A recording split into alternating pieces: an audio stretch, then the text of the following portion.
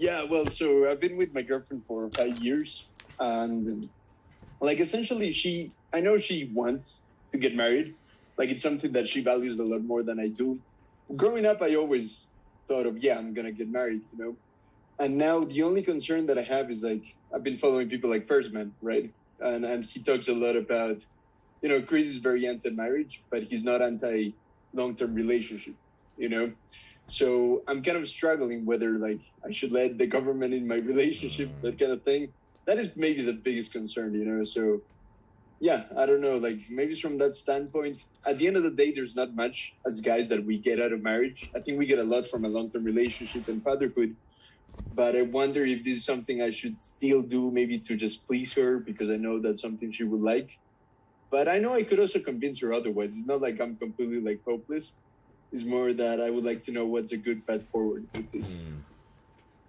Yeah, this is a very, very important question, actually, because there's a lot of guys who very much disagree with marriage, and I think a lot of us online right now have seen the arguments, right? So, arguments for and against marriage. Recently, you only really hear arguments against marriage, which is that guys don't benefit that much from it because the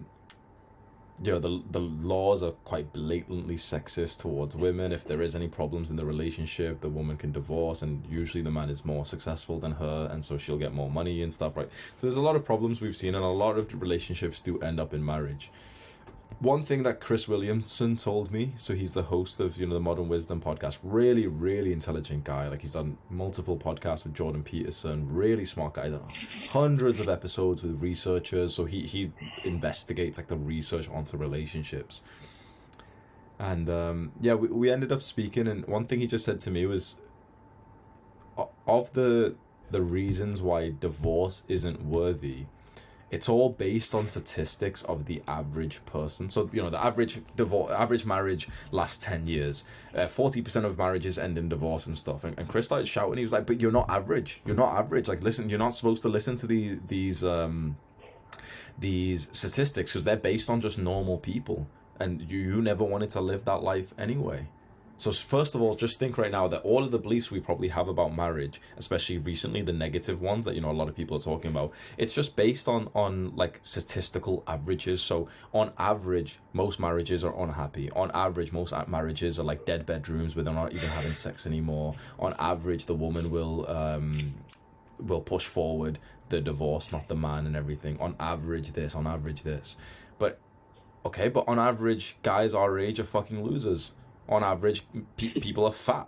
On average, guys have got low. Do you know what I mean? It's like, so imagine if we were sat here like, oh, guys, on average, men are fat. Like, what the fuck? Like, why would you imagine we said that and we just started to eat more after that? It's like, no, just shut the fuck up, right? Like, who cares what some fat motherfuckers are doing, right? So we didn't plan to be average. That's why we're in this call right now. That's why we're on self-improvement. That's why we exercise, we meditate, we do these weird things, right? So just understand, first of all, that whatever beliefs we have about marriage, we need to actually destroy them and just start from the beginning again.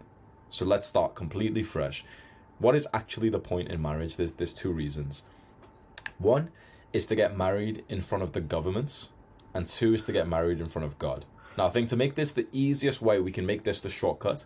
If you're very religious, get married in front of God. It doesn't even have to be a religious ceremony. So, for example, my brother is married in a mosque, but it's not actually like a political, like, government marriage. So it's like they did the full ceremony, her family, our family, big thing, it's a full-on real marriage, religious nikah, yeah, real marriage, but it's no, like, government official stuff. Eventually, if some problems happen, they can, if worst case scenario, his wife might be able to, like, say, no, we are married in a prenup, you know what I mean? It's like, okay, some bullshit can still happen. And my brother just said this to me today. So, like, either way, if you're going to get into a long-term relationship and you're going to have children with this woman, she's getting 50% of what you've got. Whether you're married or not, it's like she's getting 50%. If you've had children with a woman, she's getting 50% of what you've got. It's just as simple as that. Like, if you're married or you're not married, it doesn't matter. She's getting most of, like, or a good chunk of your wealth.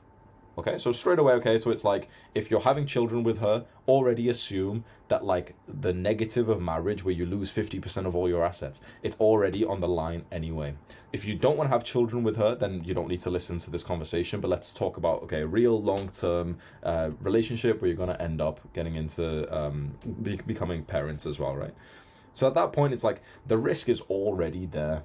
If you have children with her, the risk is relatively the same as if you were married. In fact, it's actually kind of lower because you're less likely to split up if you went through the extra effort of getting married. So this is where marriage actually has an ROI, which guys don't speak about. There's two main return on investments, like positives of a marriage that I have seen, which people online don't really speak about these days. One extra thing just quickly is to remember, like, a lot of people are, even in like the red pill space, in the content we consume and stuff, a lot of people are degenerates, and so they're very against like this idea of traditionalism. Even though all these guys online say that, you know, degeneracy is bad, it's like they're all degenerates as well, first of all, right? So just remember, like, the only real way to not be a degenerate is to marry the woman that you're with. That's the only true way. That's literally the one cure to degeneracy is marriage, first of all. There's two reasons then, or two main benefits of marriage that you can consider. One is that the commitment you both give to each other makes it a lot harder for you to leave. When you're not married, but let's say you live together, imagine if there's some problems and there's friction to leave, right? Oh, we're both on the tenancy, we have this house together, we have a dog together, we've got a child together, you know. There's friction to leave, right? Now imagine if you add in marriage to that. And all of your family members, all of her family members have seen this. It's social proof. It's account, like it's God level, literally God level accountability. That is powerful. Now, of course, it's not that powerful if you know 40% of average people are getting divorced, but it's certainly a big step up, right? How likely? Let's say there's a big problem in the relationship. How likely is a couple who don't even live together, don't have, you know, they just see each other once a week and they're now going through some problems, they're probably going to end up splitting up because there's no incentive, there's no like friction to leaving, right? But the couple that live together, have a dog together, have children together, have the mortgage together, they're more likely to stay. So this is called friction, like the level of friction to the exit. There's a certain term. This is what like software businesses really think about. Is that for entrepreneurship is how hard is it for them to leave our service? So, for example, if you can make it hard for someone to, like, for example, for you guys, you don't want to leave this community, right? Because there's a lot of things that tie you here. If suddenly for example, all of these calls were just kind of solo, for example, and there was no one else, and no one even knew you in here, you'd be a lot more likely to leave if you wanted to. But if people know you, everyone knows you, Santi is the mustache man, right? So everyone already knows you, everyone's seen the questions, I've got like, you know, inside jokes with you and stuff. It would be a lot more awkward for you to consider exiting this relationship, wouldn't it? That's accountability, Yeah, that's for sure. beautiful. And so this is how business people use it. They use it with like software especially. So you get used to using a certain platform, social media, software, maybe the phone line that you use, and then there's friction to changing it over. So often it's like, oh, you know, grass is greener, I might change it over, but it's not even worth my effort. Fuck it, they're only $5 a month cheaper, I'm not gonna. Friction's good for us. Friction keeps you in the same place. Marriage is a huge friction, really, really big friction. Especially if you're religious and you genuinely believe like God has been watching, that's amazing. Even if you're not religious, just assume straight away that, you know, your family's going to be there, her family's going to be there, you're going to make these vows, even maybe not in front of God, maybe you know, just on the beach somewhere in your marriage. That's still very, very valuable. So that's a huge thing, is that you add the commitment to each other. Jordan Peterson says that a wife isn't a car, and that we shouldn't test drive, in that we should actually give each other the commitment. Because he says that when a husband and a wife are having problems, that's the reason why they work it out, is because they both believe that we have to, because it's too hard for us to just split up. You'd look like a moron in front of your family if you just split up when you were getting some problems, and your family are more likely to defend you and to defend her. So imagine right now, let's say even for your woman, you're going through some problems and you're married, and she goes to her family and says like, oh, I just don't know what to do, I just don't really feel like I can do this anymore. If you're married her family are more likely to say like, no, calm down, this is what happens between husband and wife, this is what we should do, and remember you did that thing, so come on, make up, and we can do this, and you can try this, we'll have you shred this, and yeah, he probably was wrong about this, but you've got to make up, you did this and this. But now imagine you were like on the extreme other end, you were just some casual guy that she was seeing. Oh yeah, fuck him. Yeah, whatever. Oh, you're too good for him, girl. It's that friction, that commitment that you show to each other that other people respect, and it's those micro moments, because you will have 20,000 conflicts in the rest of your life, maybe more. And you're going to want to wish that all of her family and support network are going to say to her during all these conflicts when she goes to them for support, oh no, come on, like, you're married, this is your husband, this is how we work things out. You're going to wish that, and you're going to hope that you've got this too, which will keep you two together. And the reason for that is because long-term relationships just awesome to be able to grow with each other and have that value. There is one final thing then, is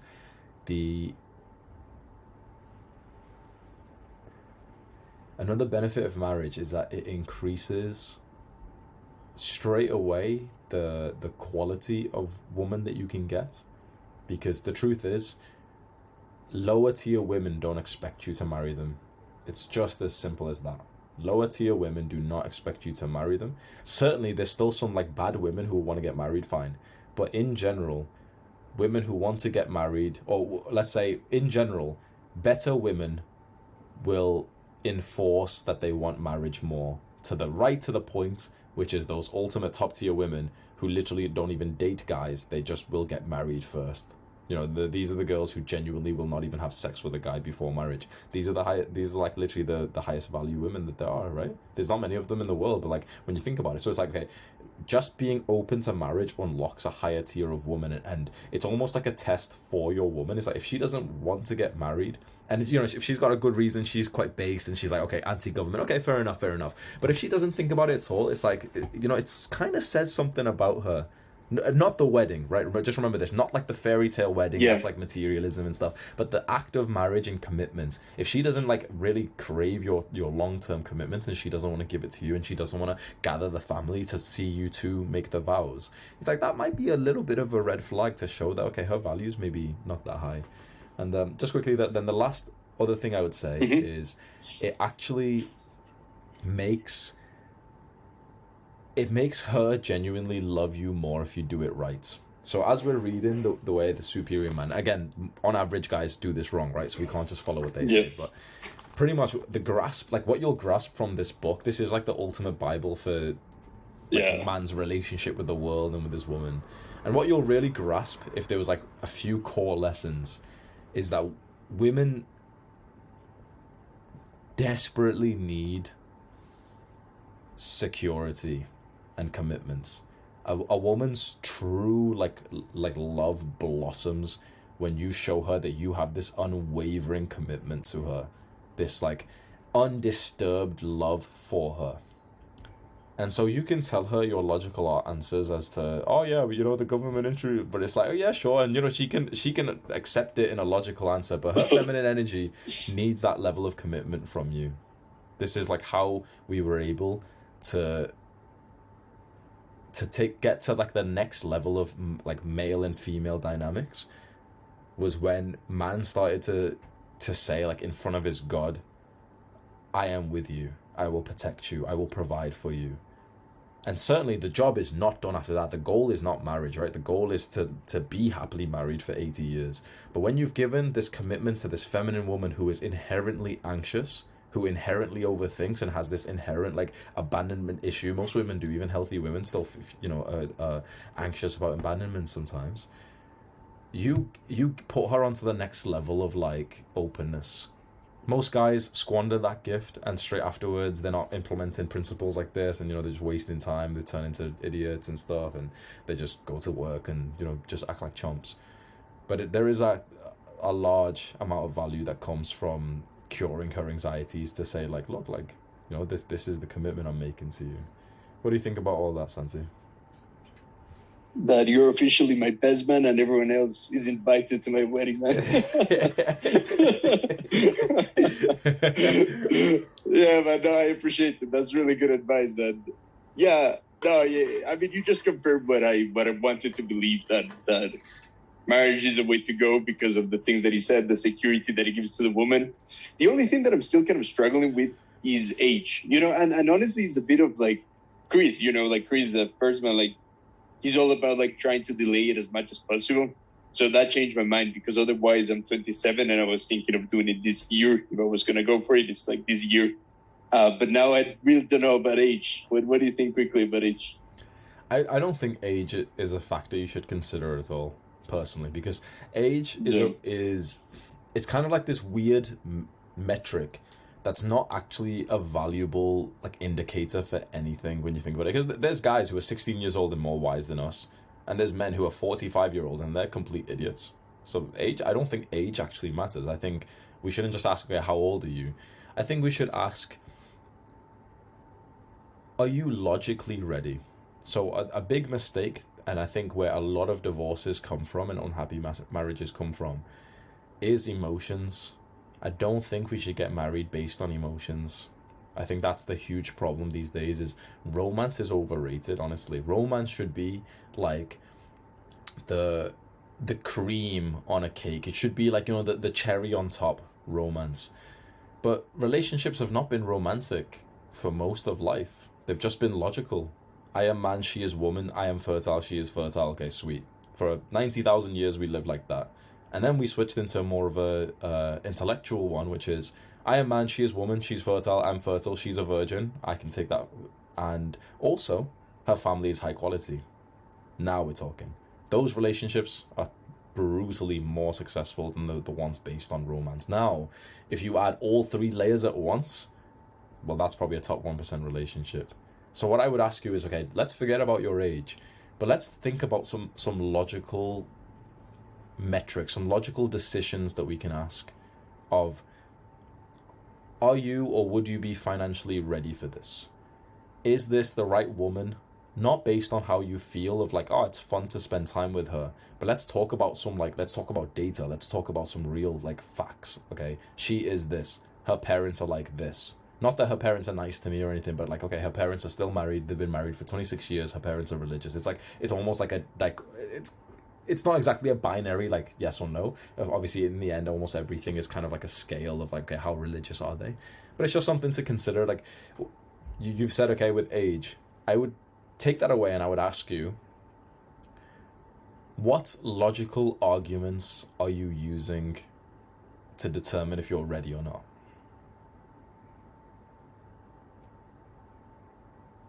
Yeah, man, yeah, like to be fair, yeah, I'm very logical about stuff like this, and I have my list of pros and cons, and it's literally the ones enlisted. And I'll be honest with you, I actually would like your feedback on that. Like, well, her dad is a vicar, right? So they're from England. Like, my girlfriend is from England. I'm from South America. We live here together, right, for 4 years so far, I think.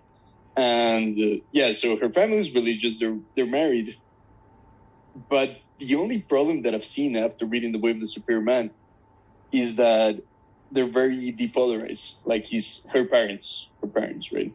So yeah, like the dad is not that masculine, the mother's a little bit more feminine, but like that has been a big thing because I've heard you say how like the biggest indicator of a high value woman or just a woman that is like able to explore her femininity is that her father needs to be masculine. So to be honest with you, that's been one of the biggest cons in the list, but I don't really know how much weight it carries. But yeah, what do you think?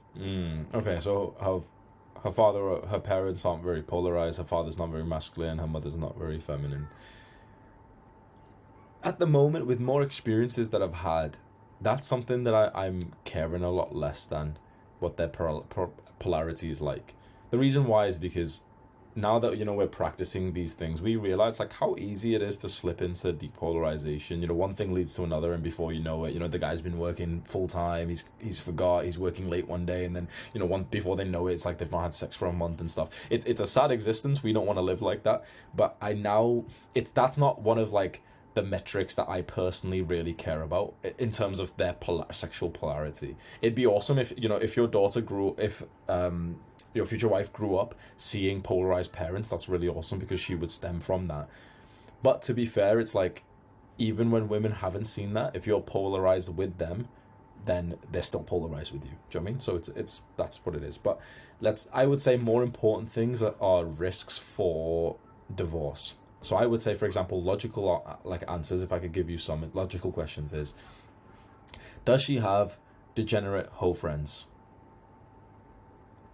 I removed them from her life. Yeah. She used to. Same. Yeah. So one thing we can say is best case scenario, she never had them, right? Absolute best case, unicorn, right? Best case scenario, right? But Yeah. chances are we have done some things which aren't the best case scenario either.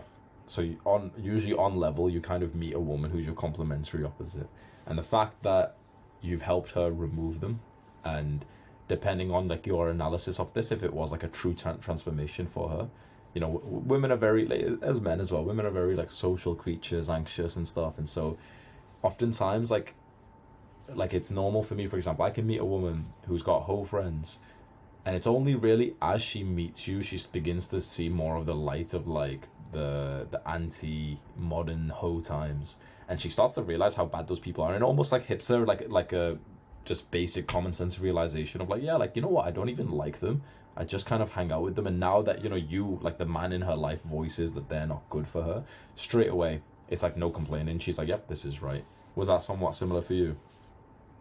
It was a struggle, but I did manage to make her see that, and it's been years now, and she, like, actually yesterday I was telling her, like, do you regret your former friendships? And she's like, no, because they had good things, but yeah, she wouldn't find friends like that anymore. And when she goes back to England, she does visit them, but like she's like, oh, you're in a different stage of life, you know, because they're very masculine, they're very like all about drugs, all about party and shit like that. But I think she now realizes the value of like good friendships. Yeah. That's something that I'd want to control. So personally, I'm quite extreme. So it's like, for me, it's like, Yeah. I don't want her to even visit them. I don't want her to have their phone number anymore.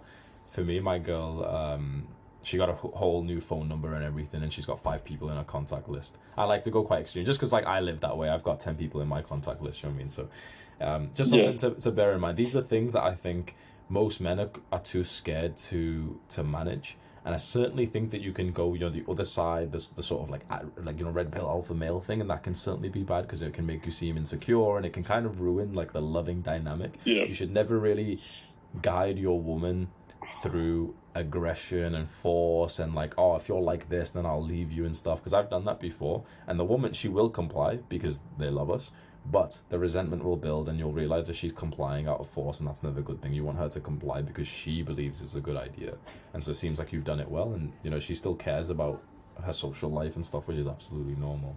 I'd ask other things as well, like how much does she crave validation? What's her social media usage like? Is she posting pictures of you guys all the time, or is she posting a bunch of pictures by herself? Is she like, you know, is there guys on Instagram who she still follows, or if there is the guys who follow her? These dynamics.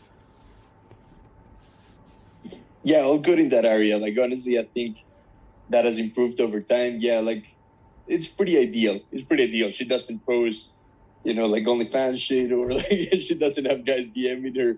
So no, we're all good in that area. I don't think she craves that validation. So yeah, we're pretty good in that area. Yeah. Sweet. These feel more like minor things of just quick checklists, right? Just to kind of see like what woman, and you've been with your girl for a very long time, so it's like you already know these things. But this is just for my understanding and for the boys to hear as well.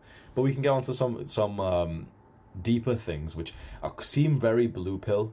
But I'm not gonna lie, every guy that I look up to, I really look up to, this is the few things that they actually value, which we'll speak about now, which this is what made me take a step back from like the red pill first man and E-man and, you know, Andrew Tate type of stuff, because those guys seem really good, but I'm gonna be honest, for the guys that I truly think are like the fucking like men, like Jordan Peterson, Alex Hormozy, they all say the exact same things, and it seems so like blue pill pussy, but this is what all these, like, I think the real like G's are saying, right? And they literally are the 3 magical words: mission, values, interests. We'll go one by one. No, we'll go through all 3, okay? Mission is where you want to go to, what you want to achieve. So it's like, if you had to summarize what you want to achieve in your life and your relationship with her, and, you know, like, we want to raise healthy, productive children whilst also having a really loving, supportive, secure life with a fantastic sex life. That would be like the mission, and it's not just to get married. I mean, some people's mission is to get married and they don't realize after that. But I think a good mission is like, okay, I want to be 80 years old and still fucking. Like, honestly, I still think that's a really, because you don't want to be one of those people who don't consider this, right? So that's mission. Yeah. Values is how you will get there. So first we decide, okay, the goal, the destination, where are we going? To a lifetime of love, something like this, right? You will help you pick your one. Values is how you will get there, the way that you'll live, like in terms of, okay, do we do this thing or do we not do this thing? Is that thing right or is that thing wrong? So for us, we've got quite specific values in terms of like, we think degeneracy is probably wrong. We think that wasting time on instant gratification is probably wrong. We probably think that drinking too often is probably wrong. Some people don't actually value the same thing as us. And finally, interests, we can say, is more like hobbies, like just what you want to spend your time doing. So if I ask you right now for your honest answer, if you don't think about your wife at all, but just for you as like an individual person, what would be your mission when it comes to long-term relationship, marriage, children? How would you describe it? Financial freedom and freedom from the control of the system. Yeah. Nice. How about for it specifically in relation to like your wife? What kind of like, what's the accomplishments that you'd like to have with her? Remaining loyal to each other for a long period of time and raising mentally strong children. Nice. That's good. Values. How will you get there? What is right? What is wrong?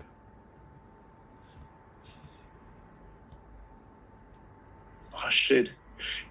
Can you elaborate a little bit more on that one? Yeah. So imagine the mission, right? So yours was remaining loyal for a very long time, raising mentally healthy children. Values is like not the specific hobbies and interests or like meditation and stuff, right? Values is more like we value self-improvements. We value patience. We value presence and time together and physical touch and dates, things like that. Maybe dates is a bit more of the interest, but like, you know, like quality time together.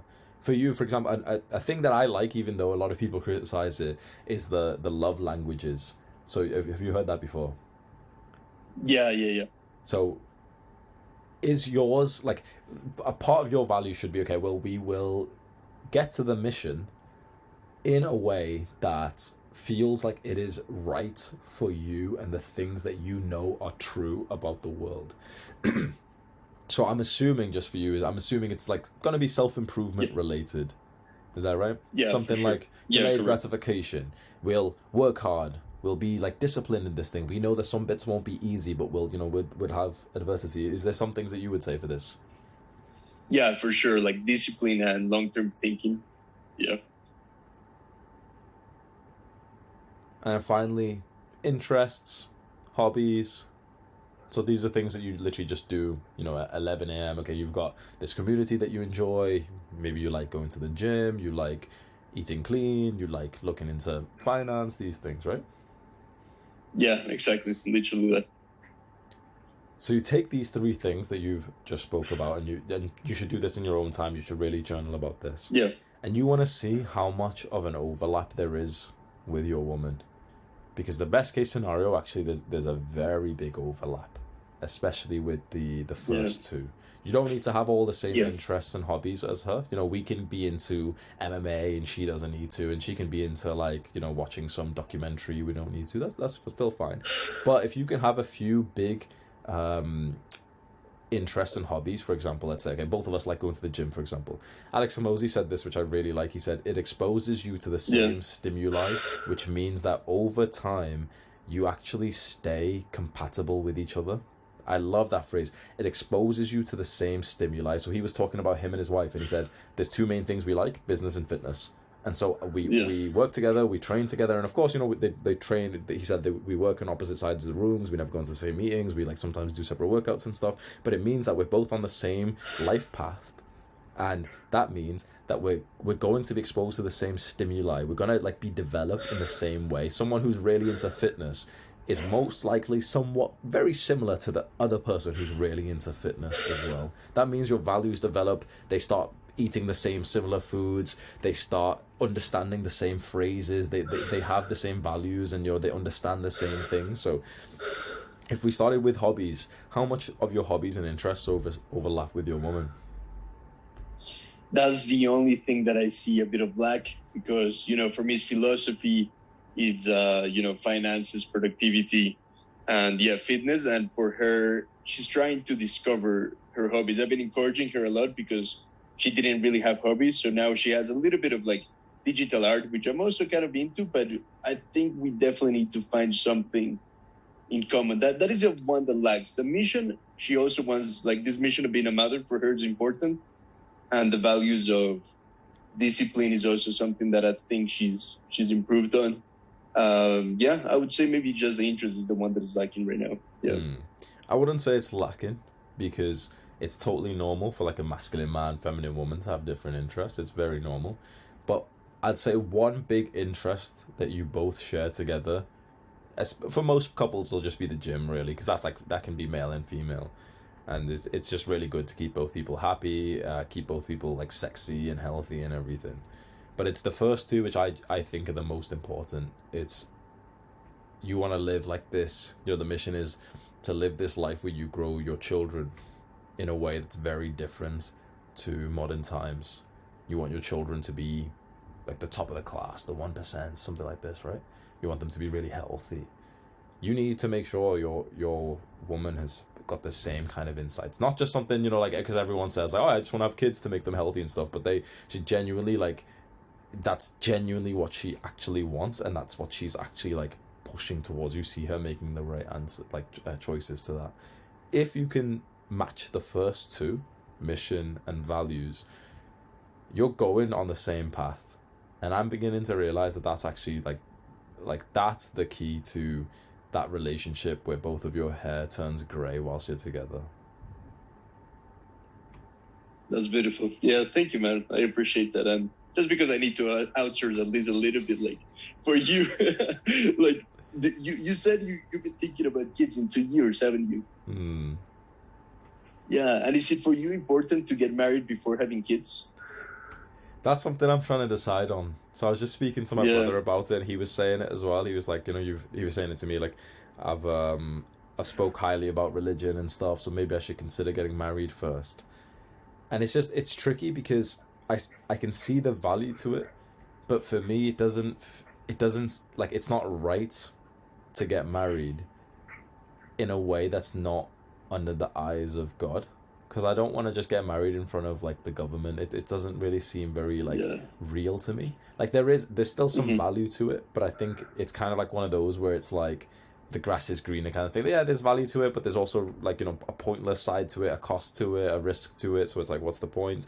And this isn't even me like being scared of like prenup or divorce or anything, because I expect, okay, we're gonna have lots of children. It's like, at that point, if she wants to split up or something, it's like she's gonna get half of my money anyway. So I'm already like down for that. So it's just like, it doesn't feel authentic to me to get married right now, because I don't want to get married in front of the government, and I can't get married in front of the eyes of God when I don't really believe in God. So I'm in a very tricky situation, which is just kind of like, I assume there's going to be a time when I'll realize God, maybe a few years from now, maybe a year from now, when it comes up in like my purpose, and it becomes like something important for me to figure out. So it's not really in my mind. Right now, I've been making big progress to having children. I've just spoke to all my family yesterday, and I'm like, for the first time having those deep conversations with my dad and telling him, like, I asked my dad yesterday, like, do you think I'm ready for children? I asked my brother as well. And they've actually gave, like, my ex-girlfriend, who I've pretty much got back together with her, but I asked them about her, and surprisingly, not even surprisingly, to be honest, but my family gave her the blessing, actually, because I just... Nice. Just she honestly, when I started to ask these type of questions of like, would she be a good partner, would she be a good mother for my children, astounding yes. All of these kinds of, like, I've researched a lot for this, and I think those 3 questions are the most important. But the compatibility, one more thing is the effective communication. I'll explain that in a second, but yeah, every metric that I could find, like, that seems to be important, that like researchers say is like one of the most important, like, me and my girl, we're matching really well. The only thing that was against it was the red pill stuff of like body count, sexual past, and everything. And that's like that's very openly. Like I say it to my brother, I say it to my girl, and everything. I say it to her face, and that it's like not only one. You know, statistically, it's you're like the average is likely to like cheat afterwards and be degenerates and stuff. Yeah. But it's just because that part of my values is that it's fucking disgusting when a woman's had sex before you. Just personally, right? And I think a lot of guys do agree with this, but often we don't want to speak about it. I genuinely like. Yeah. There's nothing that's more disgusting than like a woman who's had sex before you when you love her, right? I just think that's totally fucking gross. It hurts me. Like it feels like betrayal, even though she didn't know me, because it's like you gave your you gave a part of your soul to a guy who doesn't even give a fuck about you. It's a middle finger to me. That was especially because you gave your virginity to a random guy. Like I believe women have two real gifts, like sacred gifts that they can give a man. They can birth his child, and they can give him her virginity. And so if she's given the she can still birth your child, and that's still really sacred. But that was like, virginity is a fucking prized gift. I know it sounds weird to say this, and in the modern day it is weird to say it, but the thing is, men have thought this for 100,000 years. It's only in the last like 50 years we've thought that this is weird what I'm saying. But literally, the point of marriage was to exchange her virginity for your resources. That was literally the point of marriage. So that's the one thing I really fucking like. My value is clear. And the interesting thing is, like, hers is the exact fucking same. So when I say this, she's literally nodding her head saying, like, I know, like, I 100, like, I agree with you. If I knew that I was being a degenerate, like, what was wrong with it back then, I wouldn't have done it. I would like, she's like, oh, Hamza, I wish I could go back in time and, like, save myself for you. I wish I could. But I can't, and like all I can do now is make sure my daughters don't do the same thing as me. And I'm like, man, that's the fucking best answer you could have said. You stupid bitch, bro. Like, why couldn't you have thought this like 10 years ago, you dumbass? But it's like that's the thing. So when I've openly said that to her, she literally agrees with me. I've openly said it to my brother, to even my father, and they literally agree with me that she's actually the right woman for me. So that's the thing. And the big reason why I've concluded this, and also the last point that I can say to you, is about effective communication. So we can say effective communication is how you handle all elements of a conflict. A good relationship, a long-term relationship, I believe, should probably have about 20 to 50,000 conflicts if you're going to be with each other. And the less conflicts you have, the shorter your relationship is going to be. You see, a lot of couples, they actually believe that they're doing a good thing, that they don't have conflicts. We never argue, we never disagree about things, and she's sucking dick on the side and he's watching porn and stuff, right? The couples who say like we never argue and stuff, it's not actually a good thing, because like Jordan Peterson says this, like, you're gonna rub off on each other. It's only normal that you've got this how does he say, sentimental human being next to you. It's only normal, man. Like, this is what he says. You've got to understand that when you do get into a relationship, you must navigate conflicts. Most people, because they think that a conflict is bad, like, disagreement is bad, saying like, I feel like this because you did this thing, right? Most people hide it inside of them. Either one, because they just don't want to break the miracle of the relationship, how clean it is, or two, for guys like me and maybe a bunch of guys here, we've kind of, we went down that sort of like red pill rabbit hole, be really alpha male, and that advice is amazing if you just want to fuck this girl. If you just want to fuck some random girl, don't show her any emotions, don't open up, don't talk about how you feel, literally just fuck. Sweet, okay, nice, that's it. If you just want to hook up with a girl, certainly don't ever talk about your emotions and stuff, right? But then there comes a time when you realize that, like, ejaculation is not that great. It's like, do you know what I mean? There's a whole life to be had, bro. Do you know what I mean? So there comes a time when you start to value, and you're there, Santi, like, you start to actually see, like, oh, like, the value of a long-term relationship. Like, trust me when I say, like, every few months it hits me, and like, it's almost like a new paradigm where I'm like, fuck me, having like a wife is 100 times more valuable than you thought it was. I can't even like explain it to you, because when it's as soon as you start to think, you know what, I'm not going to be like this red pill alpha male, I'm going to be as authentic as I possibly can, because that actually makes me more of a superior man instead of like some red pill guy, right? And when I feel fear, I will express the fear. When I feel hurt, neglected, when I feel anxious, I will express this. then you start to realize that if you can express the real thought, the real feeling that you get, you're actually then able to show her your real self and then see how she responds to this conflict. Because if she responds and thinks that you're a pussy and thinks that, she thinks of you worse because you've spoke about your values and how you're feeling, then you're not compatible with her. The real way I think, to get into like a good relationship is to be with the kind of woman that she actually takes these mini conflicts seriously. So you could say something like, yeah, I'm just going to be honest, like you didn't reply for like a few hours yesterday, and I actually started to feel quite anxious because of that. And you state it, not in this needy way, but just as kind of like a fact. Because you want to be in a long-term relationship with a woman who can hear that and say, oh, well, I'm sorry for that, and I didn't realize that that's how you would feel. How can I make you feel better? And then she says, you know what, like I feel anxious right now, and I saw you looking at that waitress yesterday, and it really hurt, and that's why I took a while to respond, because I was just kind of like angry at you, but I should have said something to you. And imagine straight after that, you're literally on level 2 of your relationship right now. Most people are still stuck at level 1, and they've been married for like 5 years, and this conversation gets you to level 2.